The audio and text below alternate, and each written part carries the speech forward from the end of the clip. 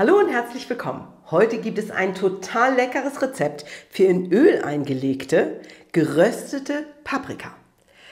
Und natürlich ein kleiner Vermerk dazu, wie man sowas auf sichere Art und Weise macht. Ich wünsche euch dabei viel Spaß.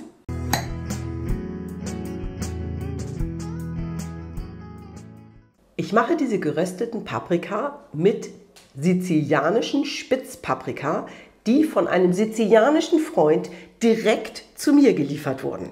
Deshalb ist es etwas außerhalb unserer Paprikasaison. Dieses Rezept zu machen ist sehr lohnenswert, bedarf aber ein bisschen Fingerfertigkeit. Ich arbeite hier mit Spitzpaprika, ihr könnt das aber genauso gut mit normalen Paprika machen.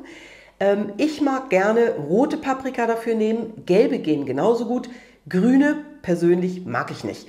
Könnt ihr aber theoretisch auch machen. Die Zutaten variieren genauso wie die Mengen.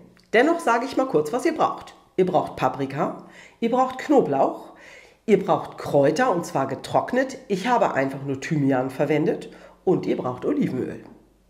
Wir waschen die Paprika, ich lasse sie dann auch noch trocknen oder man trocknet sie einfach ab.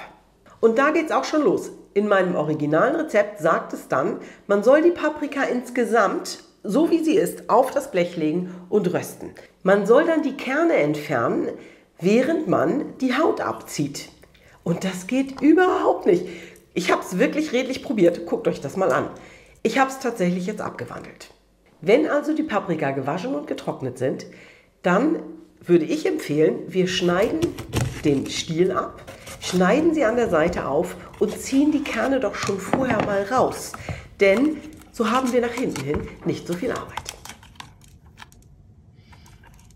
Die Paprika werden auf ein Blech gelegt und eingeölt. Währenddessen heizen wir den Ofen schon mal auf 220 Grad vor. Die Paprika wird gesalzen. Dann legen wir auf die Paprika so viel angequetschte Knoblauchzehen, wie wir Gläser füllen wollen. Das fand ich wirklich eine gute Idee, denn alles, was in Öl eingelegt wurde, sollte vorher erhitzt werden, damit wir nach hinten hin kein mikrobiologisches Problem bekommen. Das Ganze geht in den Ofen. Bei normalen Paprika ist die Garzeit ungefähr 20 Minuten, bei Spitzpaprika um die 15. Ihr solltet aber immer ein bisschen Auge drauf behalten, denn jeder Ofen arbeitet ein bisschen anders. Und so sieht es dann aus. Wir nehmen die Paprika aus dem Ofen und ich tue sie gleich in ein Sieb in einer Schüssel, weil ich mir dann nach hinten hin etwas Schmodder erspare. Wir decken das Ganze so warm wie es ist mit einer Frischhaltefolie ab oder mit einem Deckel. Dann lassen wir es 10 Minuten stehen, damit sich die Haut richtig gut ablöst. In meinem Falle sind es auch gerne mal 20 oder 30 Minuten, denn dann funktioniert es immer noch ganz gut und man kann es besser anfassen. Dann ziehen wir die Haut ab und separieren die Knoblauchzehen. Das sieht doch richtig schön aus, oder? Diese langen Streifen, die ich da jetzt habe, die habe ich dann gedrittelt, damit man schön essbare Streifen hat, bevor wir das Ganze jetzt ins Glas tun. Davon habe ich leider versäumt, ein Video zu machen. Ich denke aber, ihr könnt euch das trotzdem gut vorstellen. Dann kommen wir zum Einlegen. Ich fülle meistens als erstes unten schon mal eine kleine Schicht Öl ins Glas, denn da bilden sich die meisten Luftblasen und die wollen wir nicht.